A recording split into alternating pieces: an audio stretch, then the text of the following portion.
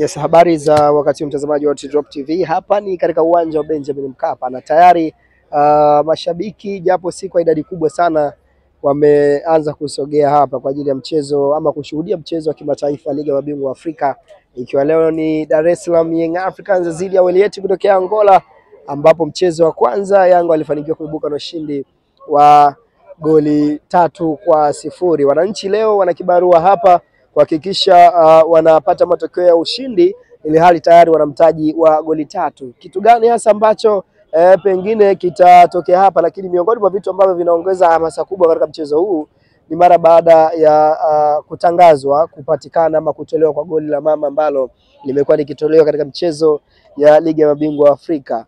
The way ambavyo timu inapata matokeo ndio hivyo hivyo ambavyo mtaweza kuzawadiwa goli hilo. Ikiwa wananchi wamevuna shilingi milioni 15 taslim katika mchezo uliopita, leo hii wanataka kufanya nini katika uwanja huu dhidi ya Wydad?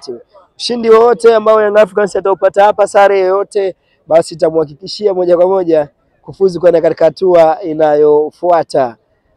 Tupo hapa kuhakikisha tunakuletea kile ambacho kinaendelea kutokea hapa, ikiwa bado imesalia masaa kadhaa kutokea hapa na tayari na baadhi ya mashabiki kwa mbali, japokuwa si kwa idadi kubwa sana, wameshaanza kuwasili hapa kwa ajili ya kushuhudia ama kusubiri mchezo huu ambao unatarajiwa kucheza saa 11. Ni katika uwanja wa Ligi ya Mabingwa Afrika, na katika kumbukumbu nikikukumbusha kama si kukupitisha huko, Young Africans katika msimu uliopita katika michuano ya Ligi ya Mabingwa Afrika walitolewa katika hatua ya makundi, na mechi yao ya mwisho ilichezwa hapa katika uwanja wa Benjamin Mkapa dhidi ya MC Alger, mchezo ambao ulimalizika kwa suluhu ama sare ya bila kufungana, matokeo ambayo yalishindwa kuwapa tiketi wananchi kwenda katika hatua inayofuata.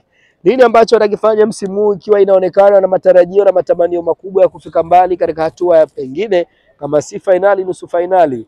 Huenda tukashuhudia hilo likatokea katika msimu huu 2025 2026. Si rekodi mbaya sana wananchi ambazo wako nazo katika michuano hii. Ni miongoni katika timu bora katika ukanda huu Afrika Mashariki. Ukiambiwa utaja ama kuzielezea, basi huwezi kuacha kuwataja Young Africans. Nyota wao muhimu ambao wanaingia katika mchezo siku ya leo ama kutumainiwa mpaka mzuzwa, huwezi kuacha kulitaja jina lake Maxim pia Nzengeli, Mamadou Doumbia, Momo, miongoni mwa nyota wa Young Africans ambao hivi sasa wamekuwa ni wachezaji wa kutumainiwa kama si kutegemewa katika kikosi hiki hapa.